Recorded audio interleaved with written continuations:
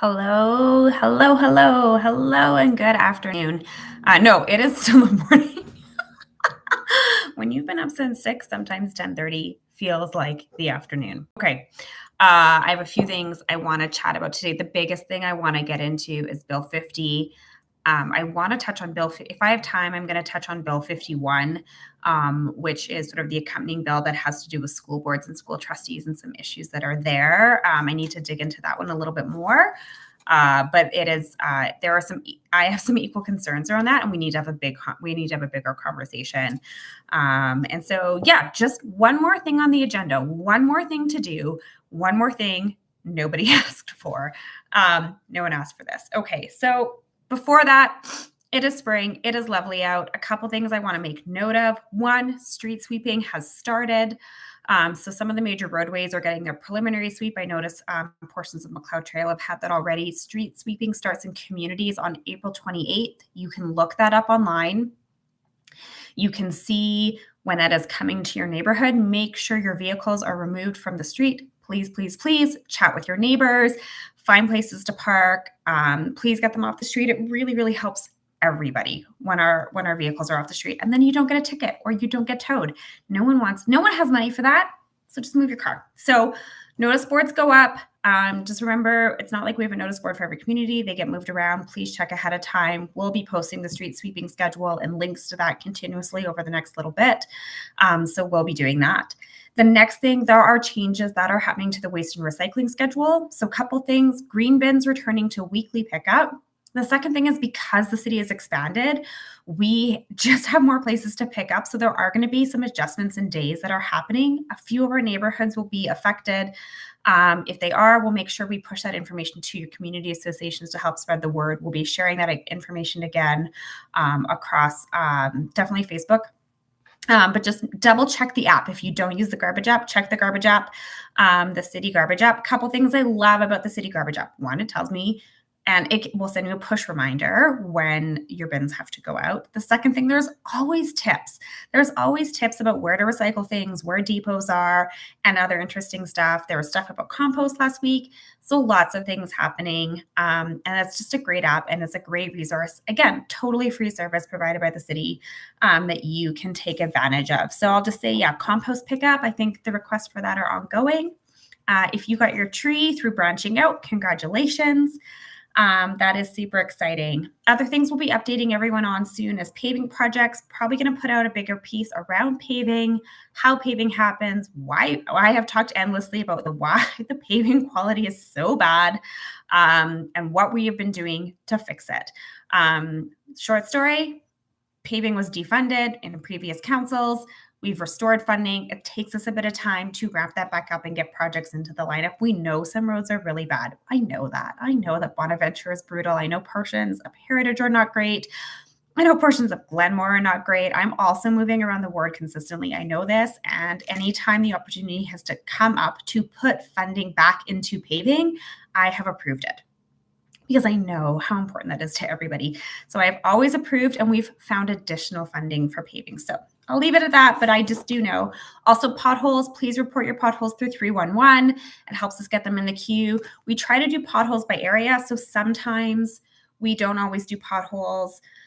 Like, we don't drive all over the place. We try to do it, and also they have to be a size. Why don't I just commit to doing potholes and paving next week for 15-minute Fridays? Super nerdy, but I know you all love it. So we'll talk about potholes and paving next week. So I really do want to spend the bulk of the time talking about Bill 50 that was passed, or that is, sorry, sniffles, that was forwarded or put forward by the Minister of Municipal Affairs, Rick McIver, and then Bill 51, which is the accompanying one for school boards with Minister Nicolaides. I really want to focus on Bill 50. There's lots of things in there. There's things about campaign financing, which are problematic. So there's some problematic issues there. I'll talk about that at a future date.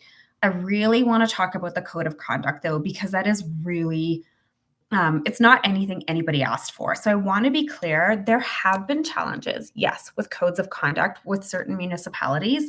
I have heard people say that it is silencing opinions and voices of elected officials. That is not true. That is not what the code of conduct does. There are standards that are in a code of conduct, absolutely, that you can't walk around being a bigot or a racist. So those are the kind of things you want to be saying. I mean, by all means, go ahead still. But yeah, there is a standard of care in the conversations that we need to be holding in the public. So I want to just give a background, and I want to try to be as even keeled about this, even though I'm pretty fired up. So the province passed a resolution in 2017 that mandated, through the change to the Municipal Government Act, that councils needed to pass a code of conduct. So to come into effect by 2018. So all municipalities have a code of conduct. So let's talk about codes of conduct. So let's just think about perhaps your own workplace. So let's level set workplaces. The majority of workplaces have some sort of HR policy. That's essentially what a code of conduct is an HR policy that guides the behaviors and actions of employees, of staff, but also the interactions that you would have with your customers. So you probably have a code of conduct policy or an HR policy that you agree to. Think about any time that you go to a ski hill or the spa or any of those places and you sign a waiver, you are agreeing to abide by their code of conduct. So most places have codes of conduct for behavior. And so that is essentially what it is. Now, the minister will say they've been weaponized. There may have been instances like that, but he also, as the minister, has the authority to step in those instances and make corrections. And I want to talk about an incident where the code of conduct proved to be really, really useful. So I want to go into that as well. And I won't use Calgary as an example. But essentially, it's a code of conduct. Now, the province will say we didn't used to have them, so therefore we should get rid of them. The other thing they'll say is there's all these other ways to hold elected officials accountable, but I want to talk about the interplay between these things because they're actually really important. And I actually just think that the minister is like taking away protections for themselves. So whoever the minister is. And I want to talk about the fact that like the provincial government doesn't have a code of conduct for themselves as elected officials, like is problematic too. And so they're taking, so yeah, we are level setting to them, level setting to them, but like, it's not a step up, it's a step down. It's like policy, in my opinion, we should always be aiming to achieve it, to make it better, to make it more clear, to create more rigor, especially because, like, in my opinion, this is how you create public trust. When the policy is clear and easy to understand, when it helps improve the processes, that's when policy works really, really well. And yeah, policy can be cumbersome because it creates checks and balances. So I think about policies that we have around procurement, for example, as a city.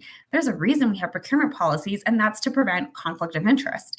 A code of conduct is no different than that. So it's to prevent conflict of interest. So when we think about a code of conduct, or when you read Calgary's code of conduct, it is not just about our interactions with the public. That's not what that is a good portion of it. There's a lot of other things that are in there though.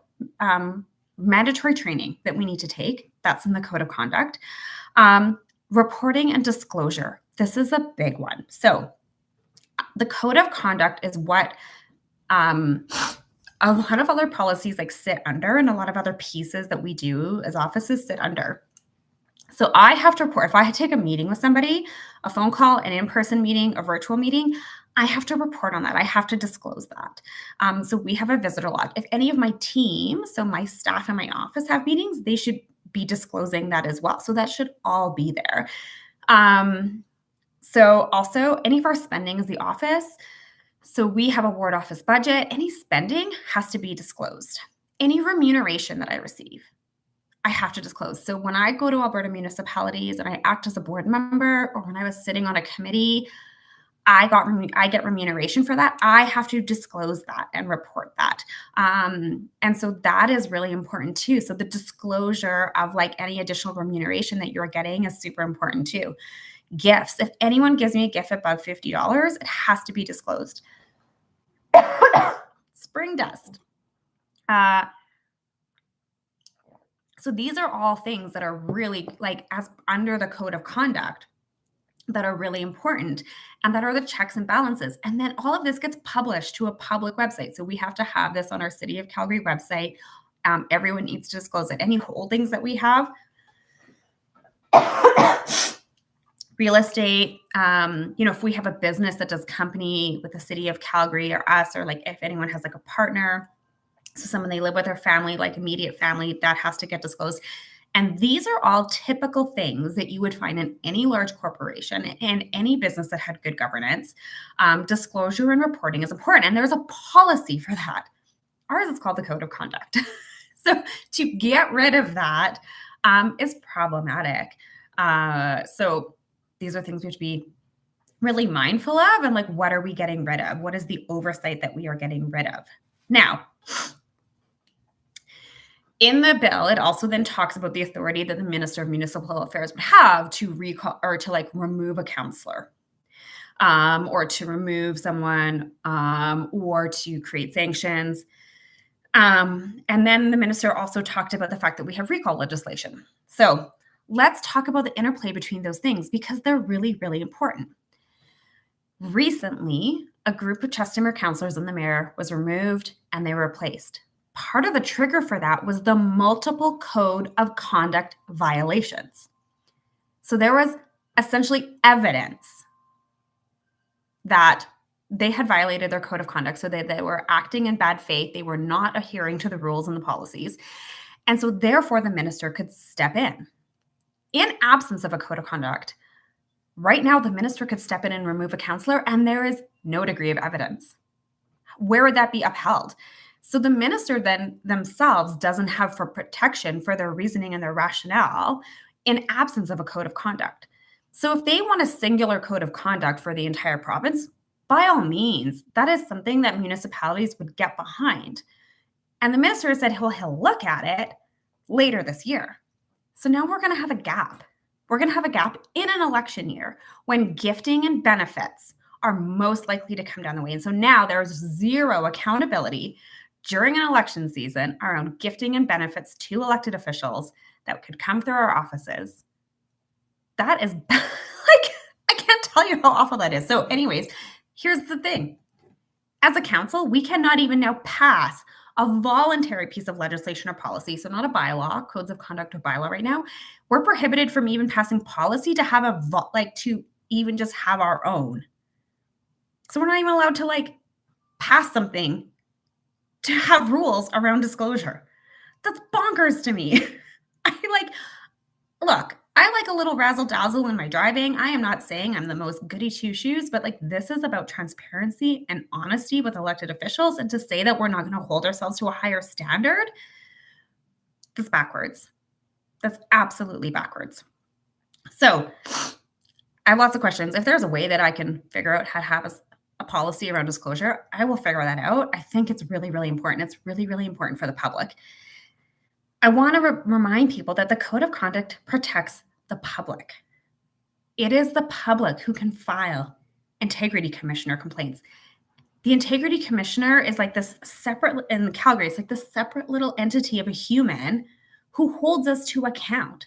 They're not beholden to anybody except for the Code of Conduct. They're responsible to the Code of Conduct. We also have an ethics advisor, and the ethics advisor is the one who gives us advice on our actions and behaviors and things that we might contemplate in relation to the Code of Conduct. So without a Code of Conduct, what's the intention of having an ethics advisor?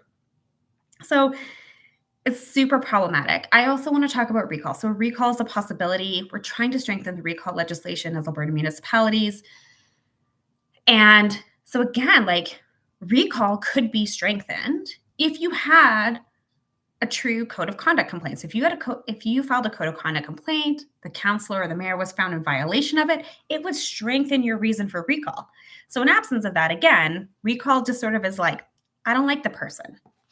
Not super awesome. So I want to say this is not a partisan issue. There have been challenges in certain municipalities, but it's not to get away with it. It's to try to find ways to work with municipalities to strengthen it. I want to talk that Alberta municipalities has recognized this as an issue. And the solution was not to get rid of the Code of Conduct. The solution was to appoint an independent integrity office under the provincial government to have that independent person review the Code of Conduct complaints. In most municipalities, it's the CAO who does it. that puts the CAO, the chief administrative officer, in a really awkward position. And you're right, that is personalities. Having an independent office to evaluate these under the Minister of Municipal Affairs is the solution. That is where good governance lives. And that is what Alberta municipalities advocated for. We passed a resolution on it last year because we know people have talked about some of the challenges of the code of conduct and the evaluation of them and the interpersonal relationships that can get in the way of evaluating them. When you have a CAO involved who's the employee of all of council, not just one of council, absolutely, that's a problematic piece and that needs to be fixed. That's not what the minister is introducing. He's contemplating it, but that is, what municipalities are advocating for as a solution, and it's been totally dismissed. Now, I want to say, integrity complaints come in for a number of things. I've had 3 come in against me, and I'll disclose them because they were all dismissed. So one, someone didn't like my tone, and so they wrote in to say I was being rude, and I was like, I was just being really pointed in my I have like a very short period of time to ask questions, and I was just firing off questions. And yeah, did I sound lovely and sweet and kind? No, probably not, because I was just like firing stuff off. Anyways, so tone. So I was getting tone checked. 2, I left an event at a time that was advertised to end. And I left that event and I was very clear I was leaving that event and it went to a certain time because I had parent-teacher interviews with my kids' teachers. And so I got an integrity commissioner complaint that I left an event at a said time and someone wanted more time with me. And so that was one, got dismissed. And then I just recently had one dismissed about my notice of motion around naturalization because of the risk. They said the risk of fires and cost. And so that was dismissed. So yeah, people do file integrity commissioner complaints about a number of reasons. And then it's up to that independent person to weigh them against the code of conduct. So those are mine. So I will say we have a lot of other council policies that are kind of spin-offs of our code of conduct. So policies around spending, the office of the integrity commissioner and the ethics advisor. There's a lot of different things that are related to this. And I'm really worried. I'm really, really worried. This is not okay. This is not what the public has asked for in any means. If anything, when we talk about like strengthening transparency in government and building trust, it is having these checks and balances.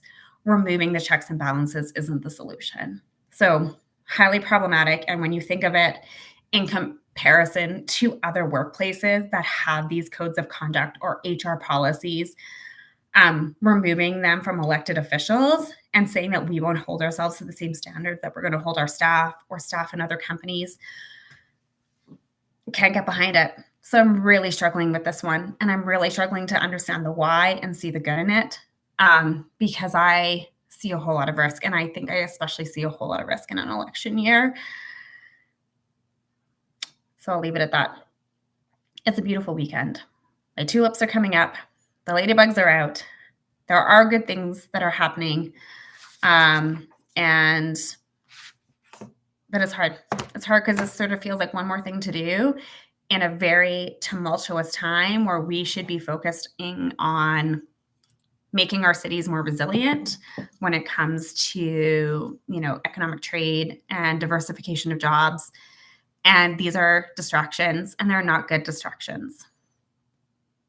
I wish you all a wonderful weekend and a sunny week. I know it's not supposed to be super nice tomorrow, but nonetheless, get out, enjoy some of our beautiful parks, take some time in nature, refresh, renew, and enjoy. Talk to you all later.